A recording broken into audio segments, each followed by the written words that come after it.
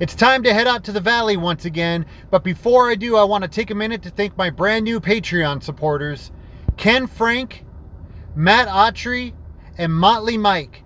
Thank you so much for your support. I really appreciate it. So I'm sure most of you have heard of the Busch Gardens amusement park, but did you know that the first Busch Gardens was in Pasadena, California, and the second Busch Gardens was right here in Van Nuys, California in the San Fernando Valley, and it was right across the street from where I'm standing. Nowadays, the Budweiser Brewery takes up this entire area, but in the 1960s and 70s, this was the location of Busch Gardens.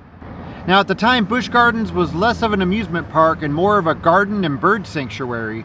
However, they did have a few rides, like the Tropical Cruise Boat Ride and the Yahoo Log Ride.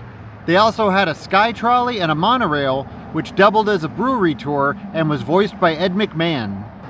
According to multiple sources, including brewery employees and a theme park history website, this is some of the original monorail track, and it's been repurposed to now move product from one side of the brewery to the other.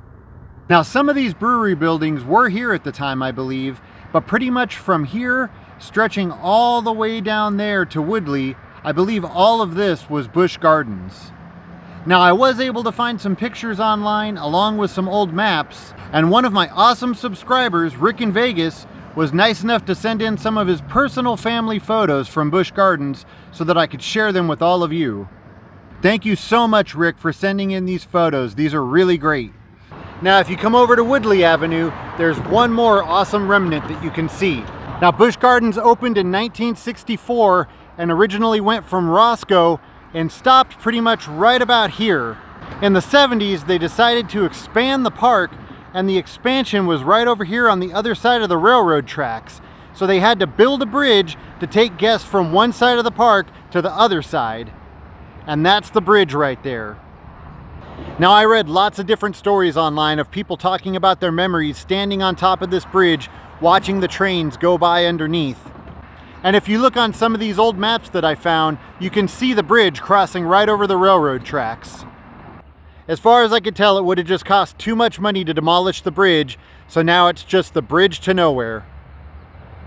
The Busch Gardens Park closed down in 1979, so technically it just missed the 80s, but these remnants hanging around in the valley were just too cool not to mention. Where this apartment building now stands, this used to be Sherman Way Farms, which was a fruit stand, something that's not super common here in Los Angeles. At least I know as a kid growing up, this was the only fruit stand that I knew of.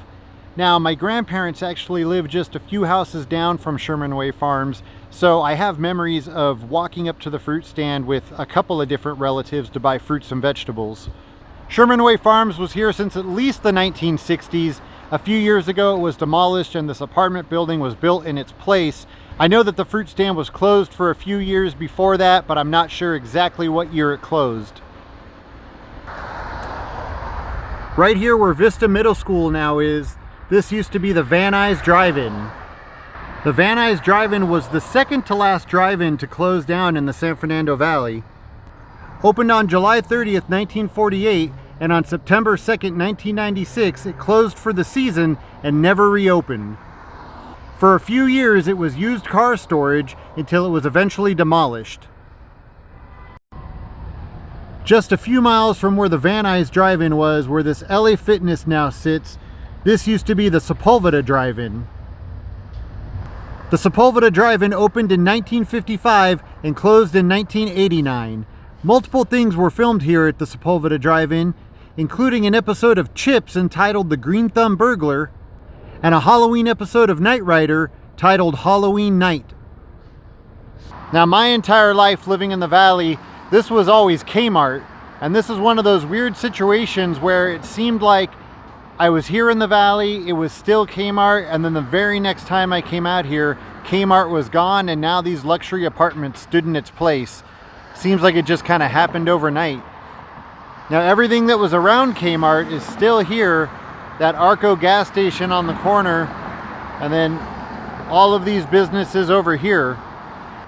Now, right next door to where Kmart was, where this Korean all-you-can-eat barbecue place now is, this used to be a restaurant called Flames, and I think it was on Friday nights they had a car cruise night. It was mostly hot rods, And then in the back of the Kmart parking lot right over here is where all the lowriders would hang out.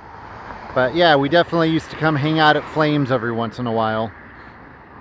On the corner of Havenhurst and Plummer, this is the Ivy Poodle, also known as Fido. And for the last 30 plus years, Brian Welch, who lives right next door to the ivy hedge, has been coming out here and trimming it to look like a poodle. During Christmas time, they turn it into a giant Rudolph the Red-Nosed Reindeer, and every year Brian receives many Christmas cards thanking him for bringing joy to the neighborhood.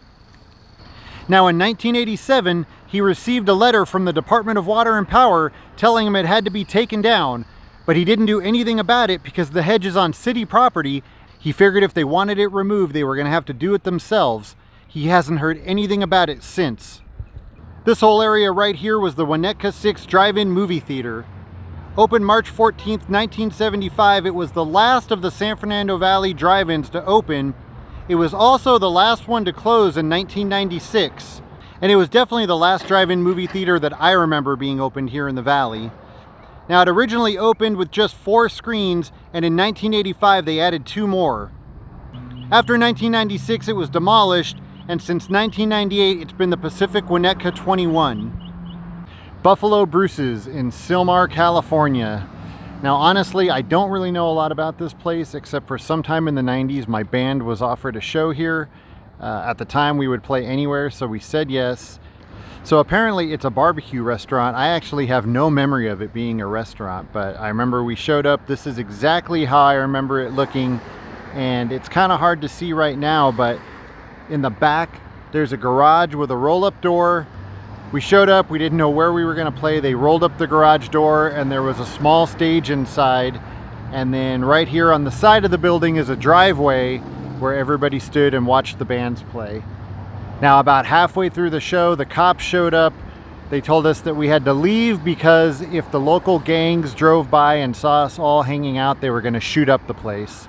So we left because the cops made us, and that was the last time I ever came to Buffalo Bruce's. I think a few people I know set up some smaller shows here over the years, but I never returned. But yeah, crazy to see that it's still around and it still looks exactly the same as it did in the 90s. And I just thought I would include it in case some of you might have memories of this place. This is the original location of Norman's Rare Guitars, opened in February 1975. Now I wasn't able to find any pictures from when they were located here, but I definitely remember it being here. However, I was able to find some clips from a really bad TV show that was filmed here.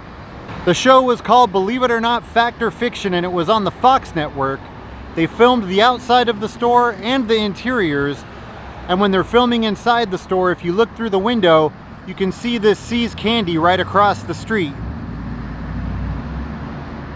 Now this location closed some time ago and they moved to Ventura Boulevard. Now this here is the current location of Norman's Rare Guitars. Been here for quite a while. Now of course Norman's Rare Guitars is world famous. It's mentioned in lots of TV shows and movies. You can see a Norman's Rare Guitar t-shirt in the movie Forgetting Sarah Marshall and in This Is Spinal Tap. Also, the guitars that you see in This Is Spinal Tap were provided by Norman's Rare Guitars. Now along with This Is Spinal Tap, they also provided guitars for La Bamba, Back to the Future, and tons of other movies. Norman's Rare Guitars also has a huge celebrity following with celebrity customers such as Eddie Van Halen, Tom Petty, the Foo Fighters, Green Day, Slash, and many more.